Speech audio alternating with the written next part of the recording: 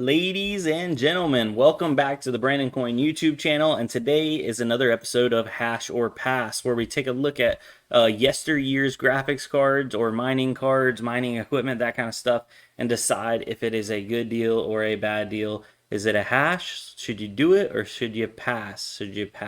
Should you pass on it? So we're talking about the elusive P106-100s. These were very, very popular mining graphics cards from yesteryear. These are 10th generation GPUs, so you're like your 1080s, 1070s, 1060s, and more specifically, a P106-100 is basically a GTX 1060 6 GB card. So be careful. There are P106-90s and P106-100 3 gigs. The one I'm talking about is the P106-100 6 GB more specifically. So let me flip on over here and show you mine that I have chugging away on Hive. All right, so here it is down at the bottom. It is a P106-100, 6 GB of memory. It has Samsung GDDR5, and the power limits, it can go all the way down as low as 60 watts. Now, if you pull it that far down, you do lose mega hash on Ethereum. Right now, with 100 on the core, 900 on the memory, and 85 on the power, it's running at 84 watts, and it's doing 22.7 mega hash at 61 degrees. So it's pretty good. So it's definitely not bad. Little bit of background on these cards before you get too excited. Most of these do not have any display output, so you can't plug a monitor into them or anything like that. And most of them do not have any fans. So some of them just have heat sinks. And then some people sell these cards just the bare PCB, so you have to put your own heatsink on or your own cooling solution. These did come out in June 19th of 2017, so they're coming on, what is that? That's 4 years old?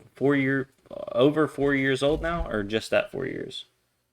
Yeah, anyway, they have a little bit of age on them for sure, and relative performance, it lines them up perfectly with a 1066 gig, and process size 16 nanometer. Let's see, any other useful information on here? Not really.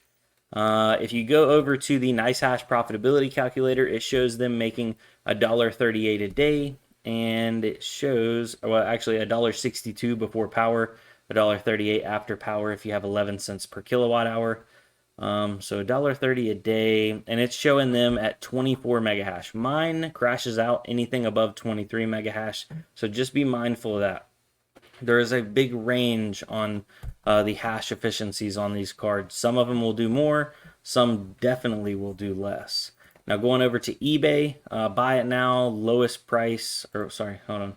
Buy it now, lowest price first is how I like to search for a lot of these. And it looks like that's parts only, those are dead ones. Here is a working one, $240, and this one looks almost identical to the one I have. So it is a fanless card. It just has a aluminum heatsink that is attached to it, and it runs off of a single 6-pin power. It has no displays on it, and just plug it into PCI Express, and there you go. So P106-100 6 GB card, $240, 100%. I don't recommend these. In my opinion, a lot of people would be like, oh yeah, this is a hash, this is a buy. You know, it makes $1.30 a day. If we just calculate that out, so this is $1.38 a day after power, 240 divided by $1.38 after, that's after your power costs, 173 days. That's actually a lower ROI than a lot of other graphics cards. But the main issue here is this is not a traditional gaming graphics card. There's no display. So whenever the price of Ethereum and profitability goes way down, you lose almost all of your resale value on these cards. This is more in lines with like how an ASIC follows their price curve. So if you really want these, just wait till the price and profitability comes down on mining. And these things were literally selling for less than $100, a year and a half ago. These cards were going really, really cheap. I think I got mine in a trade. Like he just threw it in because it wasn't really worth anything. anywhere from like $50 to $75, especially on the P106-90s. Now, if we go over to Alibaba, because some people are like, oh, you need to go to Alibaba to find the good deals. P106-90 3 gig cards, $35 to $40, but you have to order a minimum of 10. No bueno, those don't mine Ethereum. You can mine some other algorithms, but by the time you pay for shipping and having to deal with somebody overseas and that kind of thing, is it even worth it? Now, going over to the P106-100s, since they can still mine Ethereum, I believe this one's a 100, they're still a little bit more expensive. So if you get, they range from anywhere from $100 to $250, depending on how many you order.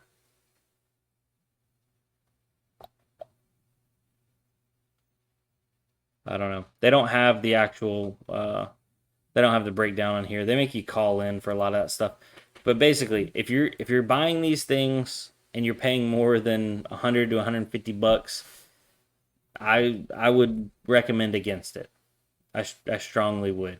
They're not strong performers at mining.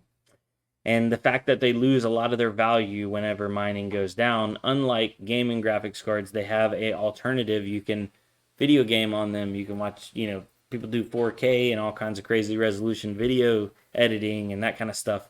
And they get hardware, level stuff. It's just P106 cards, nah. Unless you're getting a crazy deal on them, nah, ain't it. So, and that's pretty much my opinion. That goes across the whole P line, P104s, that kind of thing. If you get them for the right price, they're good. But as of right now, it's pretty much a strong pass. So it's all dependent on price, of course.